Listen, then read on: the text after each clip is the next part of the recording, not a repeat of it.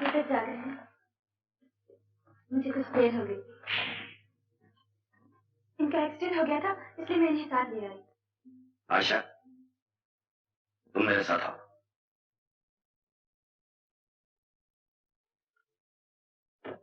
आशा, इसे फौरन यहाँ से निकाल दो।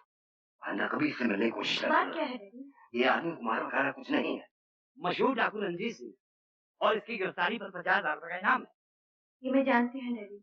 क्या ये जानते हुए भी तुमने उससे मेलजोल बढ़ाया और उसे यहाँ लाने की हिम्मत की? इसलिए कि वो कभी डाकू था, अब नहीं। डाकू कभी नहीं बदल सकता, और अगर बदल भी गया तो इससे हमें क्या वास्ता है? वास्ता है डैडी।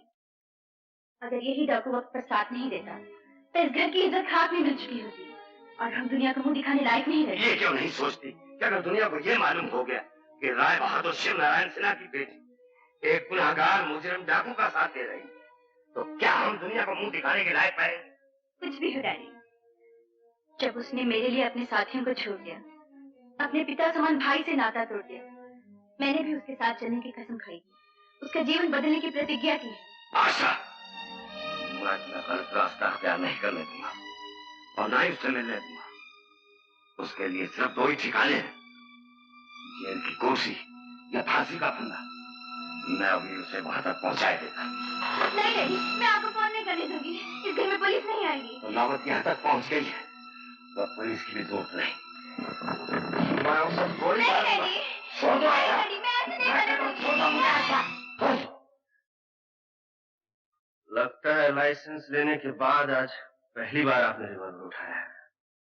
मेरे पास लाइसेंस नहीं सिन्हा साहब, लेकिन मैं इस खिलौने की रग रग से वाकिफ हूँ।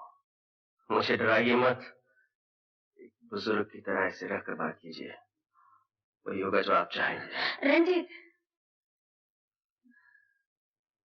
सिन्हा साहब, थोड़ी देर के लिए अगर आशा से बात करने की इजाजत दे सकें तो इस गुनहगार मुजरिम और डाकू पर आपका बहुत बड़ा एहसान होगा।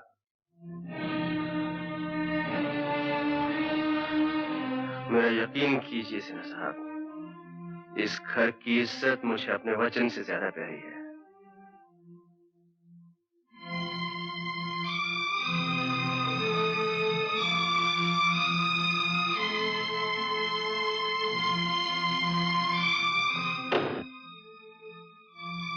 नहीं रंजीत, तुम मुझे छोड़कर नहीं जा सकते। जाना तो मैं भी नहीं चाहता आशा, लेकिन वो सब हमेशा तो नहीं होता जो हम चाहते हैं। इस घड़ी को एक ना एक दिन तो आना ही था। मैं जानता था मेरा भविष्य क्या है। आशा, मेरे आगे जेल है और पीछे कानून के लंबे हाथ। कानून की नजरों में तुम गुनहगार, मुजरिम और डाकू हो सकते हो, लेकिन मैं जानती हूँ मेरा रंजीत इंसान नहीं, एक देवता है। मैं तुम्हारे जज्बात समझता हूँ आशा। मैंने भी कई बार अपने दिल की बात कह देना चाहिए, लेकिन दिमाग ने हमेशा रोक दिया, इसी डर से कि एक दिन अचानक तुम्हें छोड़कर जाना पड़ेगा और ये कानून वाले न जाने क्या सजा दें, जेल, फांसी, कुछ भी हो सकता है। अब कुछ भी हो, मैंने तुम्हें अपना लिया है, तुम्हारा दुख सुख सब मेरा है। रंजीत, हम कहीं कहीं दूर चले जाएंगे। नहीं आशा, मैं इतना खुद गर्ज नहीं कि तुम्हें कांटों में घसीटता फिरूं। रंजीत, समझते क्यों नहीं? मैं तुम्हारे बगैर जी नहीं सकती। तुम्हें मेरे बगैर जीना पड़ेगा आशा, और तुम मेरे बगैर जियोगी। नहीं रंजीत, मैं तुम्हें नहीं जाने दूंगी। आशा, मुझे समझने की कोशिश करो। बाहर पिताजी तुम्हारा इंतजार कर रहे हैं। मेरा यहाँ से चला जाना ही ठीक है, इसी में हम सबकी भलाई है।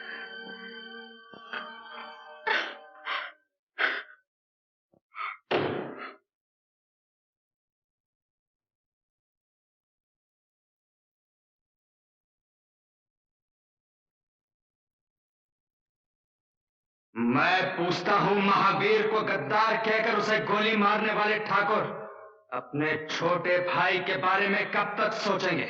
मेरा छोटा भी अगर तेरे महावीर की तरह पुलिस में चला गया होता तो भवानी की सौगंध ये काम मेरे लिए बहुत आसान हो गया होता। उसने हमसे गद्दारी नहीं की, वो पुलिस में नहीं गया। मगर पुलिस तो उसके पास जा सकती है और तुम जानते हो ठाकुर, पुलिस बड़े बड़ों को सीधा कर देती है। सचो ये सोचो कि अगर छोटे ठाकुर पुलिस के सामने बोल पड़े तो क्या होगा। क्या तुम अपने छोटे भाई के प्यार पर अपने पूरे गिरोह को कुर्बान कर देना चाहते हो? छोटे को यहां लाओ या उसे भी वही सजा दो जो महावीर को दी गई थी। हाँ ठाकुर, सचू ठीक कहता है। हाँ हाँ, ठीक है, मैं छोटे को यहां लाऊंगा और अगर न ला सका तो उसे भी वही सजा दी जाएगी जो महावीर को दी गई थी। कानून के साथ आप मिसाल लेना थे आशा देवी। माना कि रंजीत सिंह ने आपकी जान बचाई है, आपकी इज्जत बचाई है, माना कि आप उसके एहसानमंद हैं, लेकिन फर्ज का भी कुछ तकाजा होता है।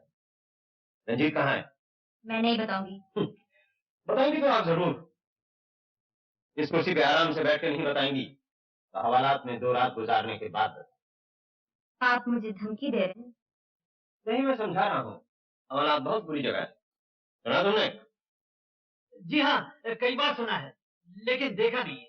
आप दिखाएंगे तो देख लूंगा। ये बात है। पंखा में करूंगा हवालात में। ये रात की चाबी मेरे पास है बाबू साहब।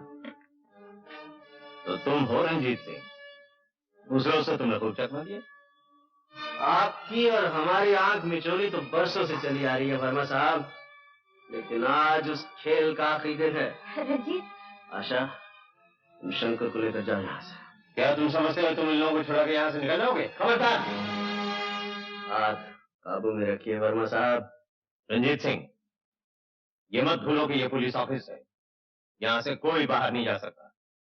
मुझे गिरफ्तार करने के लिए अब बरसों जंगलों की धूल फांकते रहे हैं, लेकिन मेरा कुछ नहीं बिगाड़ सके। आज मैं अपने आप को खुद आपके हवाले करता हूँ, ये जानते हुए भी कि आप मुझे फांसी के तख्ते पर ले जाएंगे। रंजीत, ये तुम क्या कर रहे हो? मैं ठीक कर रहा हूँ आशा। तुम जाओ, जाओ घर जाओ। चलिए आशा जी। वर्मा साहब, आप ये न समझे कि मैं घर में जाकर चुपचाप बैठ जाऊंगी। बड़े से बड़ा वकील करूंगी और रंजीत को छुड़ा कर ही दम लूंगी।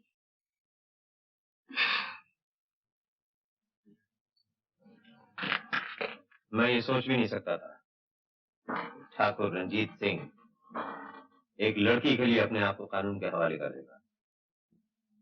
वर्मा साहब, ये बात सोचने से ज्यादा समझने की है।